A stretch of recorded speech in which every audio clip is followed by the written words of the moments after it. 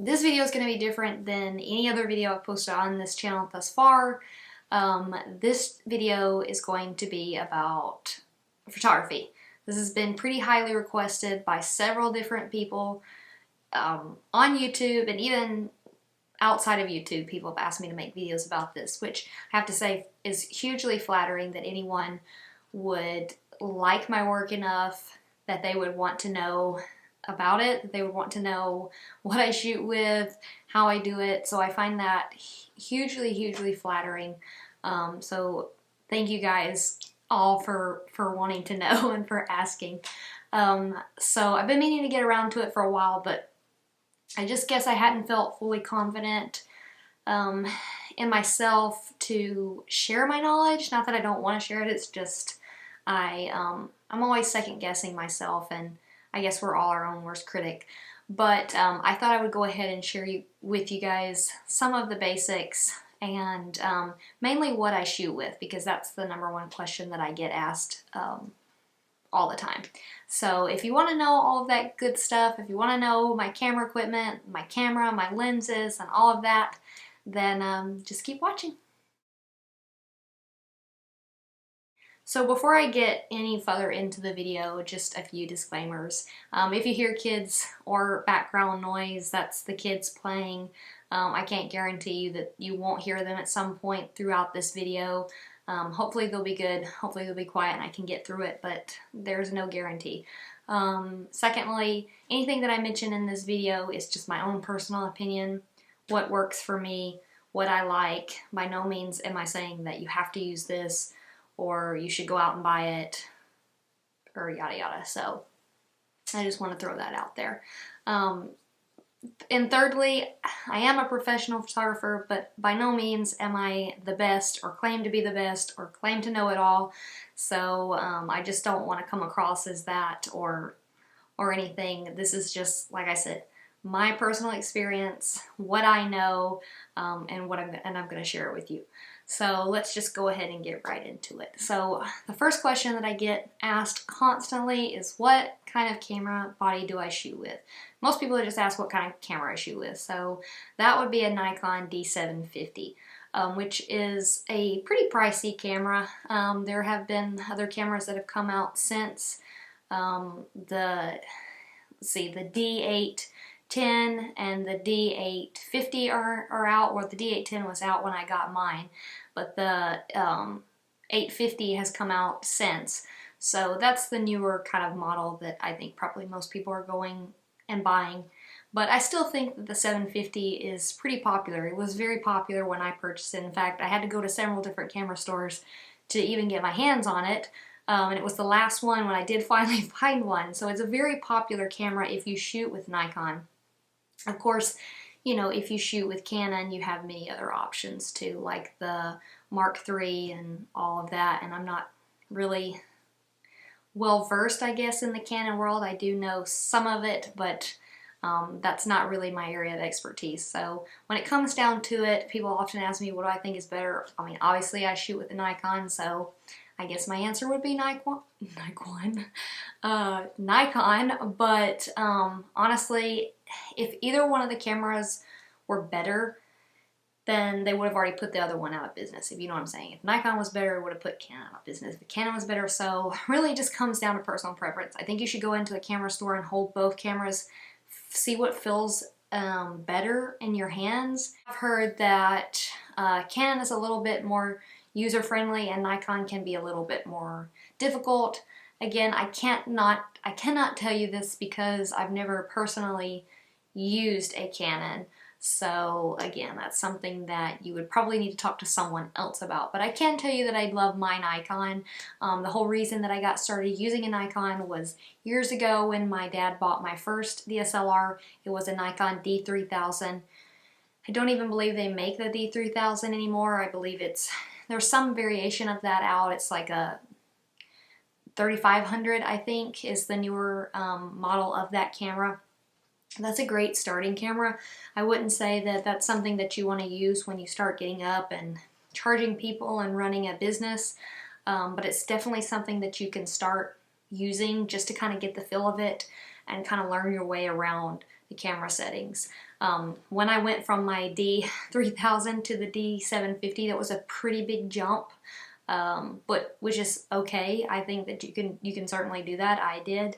But it was definitely a learning curve. There was a lot more buttons and it was a lot more complicated, but I figured it out, and you can too.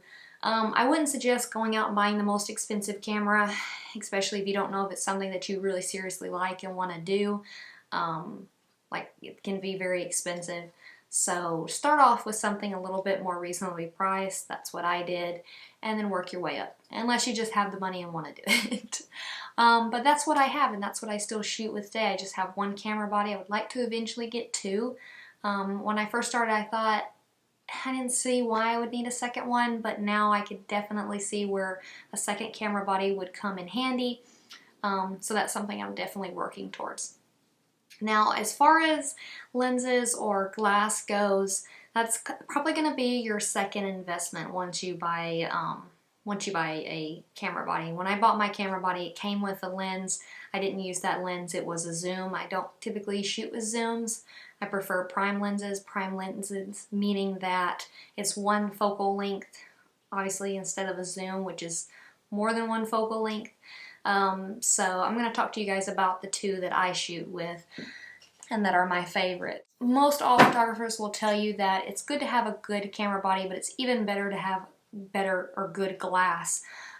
So you can shoot with a really good camera body. You could shoot with like a kit lens. A kit lens is something that typically comes in your kit, like when you buy, for instance, when my dad bought my D3000, it came with two kit lenses. I can't remember the focal length. I know they were both zoom, but those would be considered kit lenses. So when you make your investment and you buy a lens completely on its own, that would be your glass investment. That would be your next thing. That's what most people do, unless you have the money to go out and buy it all at once. But my first lens that I purchased is the one that I'm filming this video on. It's my 50mm. It's a Nikon 1.8. It's the cheaper version. The more expensive version would be the 1.4. 1.8, 1.4. That just means the aperture that you can reach with that lens. So we'll get more into that later. I'm not going to go into a whole lot of that because I'm mainly just kind of telling you in this video what kind of gear I shoot with and why. And if you guys want to know more in depth about that, then I'll do another video of that later on. But after I purchased that lens, was around $200, $300, which sounds like a lot, but is actually pretty cheap as far as lenses go. My next big investment was my Sigma 35 Art, and I pretty much just shoot with Sigma. Both the lenses I'm going to talk to you guys are both Sigma Art lenses. Sigma is like a third party, I guess you could call it an off-brand. I really just prefer to call it a third party because to me they're very well. I mean, they're just as good, maybe even better in some ways than Nikon lenses. They're a lot cheaper. They're usually bigger and heavier, like my 35, and the other one I'm going to show you in just a minute they're very, very solid lenses, and I've been told that's because Sigma does not compromise with what it's putting, the information that it's putting in the lenses, so that's why they feel so much heavier, whereas for Nikon or Canon lenses, they're trying to make a lighter lens, so it might compromise on something. I don't know if that's true or not, but that's what I've been told. I also just like the way that they're made. They look very sleek. They have this nice grip at the top. So I just prefer the Sigma lenses. The one drawback to the Sigma lenses is that they sometimes miss focus. This can be a little bit confusing. When I first was doing my research on Sigma lenses, I didn't understand what that meant, miss focus. So that means that they not focus. But the best way to describe it is if you're shooting like a series, if you're like me and you overshoot, say you take 100 pictures with your Sigma, you know, 75 to 80% might be in focus, where the other percentage might not be. If you're shooting with a Nikon, you might have 90% of the pictures in focus. It's really, really tricky way to explain. Some people are going to go, well, why wouldn't I pick the Nikon then? But when Sigma does hit focus, in my opinion, it's sharper than Nikon. So you kind of have to decide what's more important to you. Do you want to have a camera that gets focus almost all the time, but it's not quite as sharp? Or do you want to have a lens that's doesn't always hit focus, but when it does, it's just tack sharp? And that's what's really important to me. Having a sharp image is extremely important to me. It's one of my pet peeves. Nothing drives me more crazy than having an image that I really love and it's not sharp. I just don't like that. I want to have a sharp. Some people this doesn't bother. In fact, I know some people who like a little bit more of a film look. They don't like their pictures to be quite all in focus. And that's fine if that's what you like. But for me personally, I do like to have a really sharp lens. So that is why I like Sigma. I know people who've tried Sigma and hate it. So again, this is something that you need to try for yourself. There is a great thing that you can do, and that's called renting lenses. I'll try and look up some websites. I've never personally done that. When I pick a lens, I just kind of gone out and bought it and been lucky. Probably something I should have done, but it is an option for you. I purchased the 35 when I was into doing the film style photography, and that is what I think a 35 is good for. It's what it really does, that kind of filmy look. If you're into that kind of stuff, for instance, if you're in the film world, if you're in the photography world and you know kind of like the lingo, you've probably heard of, you know, Maston Labs or I think it's Tribe Archipelago or something like that. That's probably not I'm probably not pronouncing it right, but you've probably heard these names, and they're very film-like presets. If you follow them on Facebook, then you'll know a lot of them use the 35. So that's going to give you a really film type look. And it's to me, it's the shortest focal length that I like to shoot with. So what I mean by that is if I was to go any lower, like a 24 or an 18, the lower you get, the more kind of wide angle, wide shot that you're getting. That's why this is called a wide angle lens. So it's stretching the image out and you're getting more in the frame. Anything lower than a 35, you start to get some distortion. If you've ever seen pictures like they look like they're like a fisheye, a fishbowl, that is shooting lower and lower, and you'll get that effect. So that's the reason I don't like to shoot lower than a 35, and I don't own anything lower than a 35 because I don't want that distortion. Again, this might be your style, that might be something that you want, then that's totally fine. I believe that 50 and up is a more flattering focal length for portraits. So 50 millimeter, 85 millimeter, and so on and so on. So that's why the two that I shoot with now is a 35 and a 135. So I have a lens that I can use for wider angles. I can get more in the shot. I can do like kind of like more scenic shots. So then I can use my 135 for portraits and to get that really pretty blur. So in conclusion to everything that I just told you, hopefully it's been helpful. Hopefully you've learned something that you didn't know before, but I would say that a great starting point is with a 50 millimeter. That's what I started with.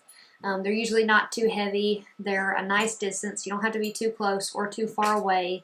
You still get a kind of a nice blur, and it's a flattering focal length.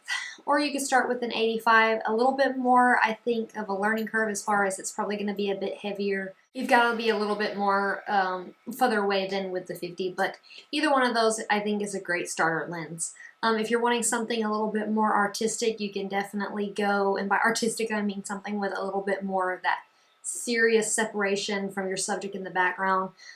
Something starting at a 135 or a 200 millimeter.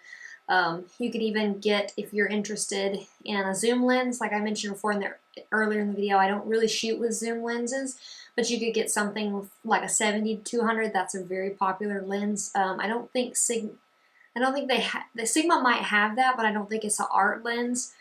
So that's something that you can look into if you're interested in a zoom lens. But I just personally like to shoot with primes. I think when they're one focal length instead of multiple focal lengths, like in a zoom, you can get a sharper image. It also kind of forces you to move instead of moving your lens. So when you move, you kind of get a little bit more creative. But that's just my personal opinion.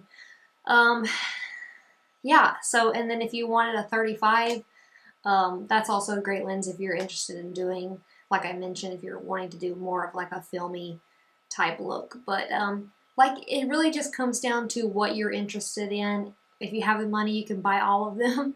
If you're like me and you kind of have to decide what you really want to get because they are expensive. You can, like I mentioned, you can go and rent them, try them out, ask other people. A great way to find out too how you like what you like is by joining like photography groups on Facebook.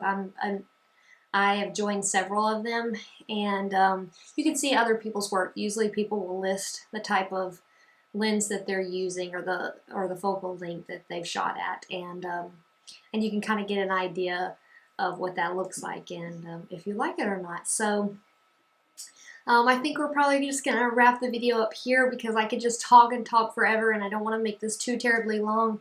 Hopefully, like I said, hopefully you've learned something and you can take something away from this video. Hopefully I'm a good teacher, but let me know in the comment section if you like this video, if you're interested in seeing more photography videos, or if this is just something you just don't want to see on the channel. But like I said, when I did start this channel, I did have the intention of doing some photography videos because it is what I do, it is my passion. So I might do some more, but we'll see. So thank you guys so much for watching. Until next time, bye.